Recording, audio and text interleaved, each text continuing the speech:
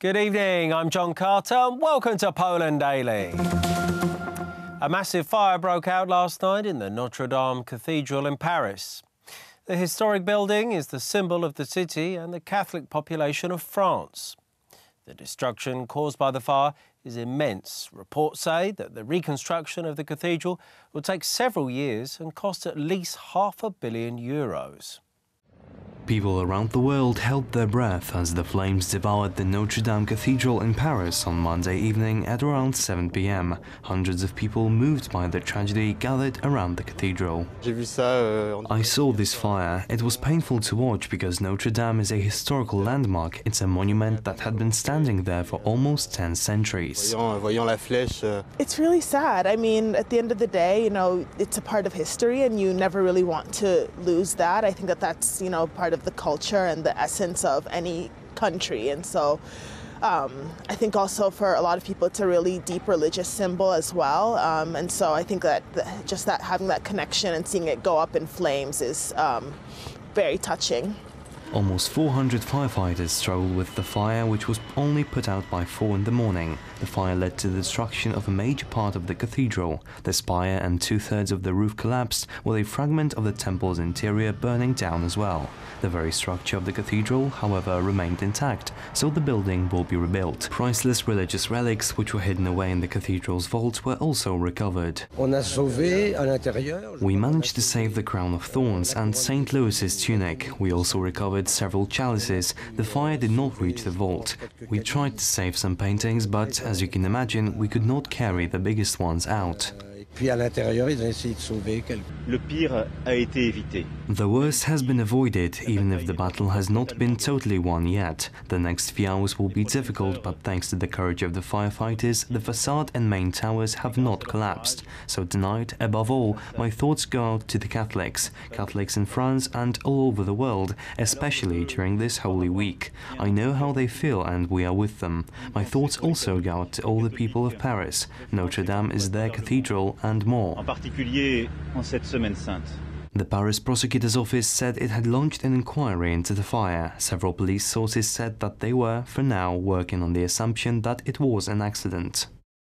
The Polish Deputy PM and Minister of Culture, Piotr Gliński, visited Los Angeles to attend the premiere of a documentary about Poland entitled Poland, the Royal Tour. The film is produced by a prominent journalist, Peter Greenberg, and the narrator was the Prime Minister of Poland, Mateusz Morawiecki. Małgorzata Schulz has more. Today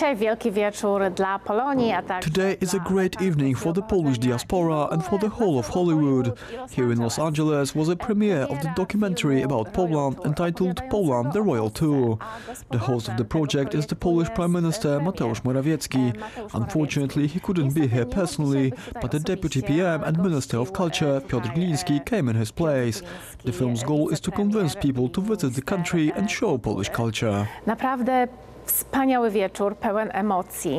To jest serce Hollywood, więc dobrze, że polska impreza. It's the center of Hollywood, so it's great that the Polish event is taking place here on such a scale. As you can see, a lot of people have turned up. That's what we're after, putting our foreign narrative into a story about Poland told by the Prime Minister, Mateusz Morawiecki. It's quite an interesting form of telling a story, and we're glad we can promote Poland this way. Głównym narratorem jest premier Polski. Today, the Conservative government adopted a bill extending the Family 500+ programme for the first child in any Polish family. The programme, in the new version, will take effect from July the 1st, 2019. The new extended programme will cover 6,800,000 children, regardless of their family income. More from Alexandra Szarzycka. The Benefit 500+ program is to be extended for the first child born to a Polish mother. The start date is July 1st, 2019, and the income criteria is being waived. This is a new item from the ruling Law and Justice Party program. The idea is to improve the birth rate in the country, eliminate poverty and invest in the human capital of the country. The statistics show that the program so far resulted in 40,000 births per year more in comparison to the average from previous years. According to the Prime Minister, Poland Poland is witnessing a positive and revolutionary process strengthening the family. Minister, Poland is witnessing a positive and revolutionary process strengthening the family. Ladies and gentlemen, we have shown it here in a beautiful way that the demographic declines are developing very slowly, much slower than the weather ones, and are so damn hard to overcome. Today, by employing this idea, we will try to turn this process around. I am happy as a father, I am happy as a politician of Polish People's Party, because we as the only opposition club in the parliament voted for that program when it was first introduced. It is good that the present government of Law and Justice Party finally listened to us, the Civic Platform Party, and extended the program for single mothers. Too bad that we were waiting for it 4 years, but better late than never. The changes which were accepted by the Council of Ministers today is the waiving of the income criteria. What does it mean? It means that all those critics, the argument that it is a social program, are moot. There is no more income qualification. All children, rich or poor, will get the 500 zlotys per month until they reach the age of 18. The total number of children receiving the 500 plus benefit is 6,800,000. The cost of the widening of the 500 plus program is 18.5 billion zlotys.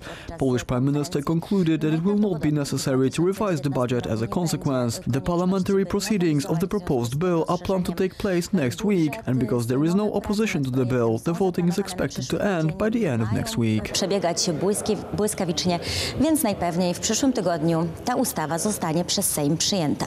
Around 300 members of the Austrian branch of the identitarian movement gathered today in front of the Ministry of Justice in Vienna. Wanted to protest against a police raid against the leader of the movement, Martin Sellner. The Austrian Prime Minister, Sebastian Kurz, has stated that he wants to make the movement illegal after it was rumoured that the terrorist who murdered 50 Muslims in Christchurch, New Zealand, had donated €1,500 to Sellner.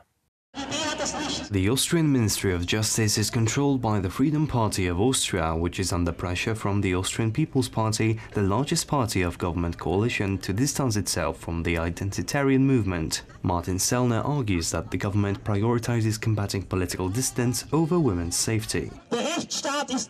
The government is unable to protect the life of Austrian women, but is very effective, highly effective and sharp like a knife to curb the freedom of opinion.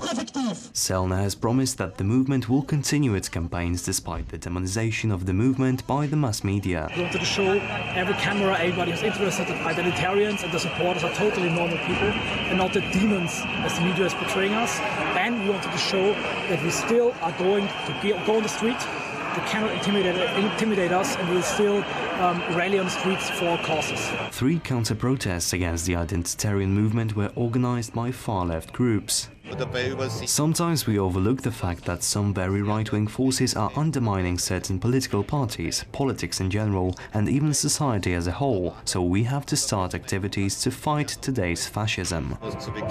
Generation identity rose to prominence when they staged large-scale spectacles in opposition to mass immigration with their Defend Europe mission, which included following NGO boats and patrolling the French Alps. The group, who have never been popular with the establishment, face more pushback than ever, although the youthful patriotic group appeared defiant.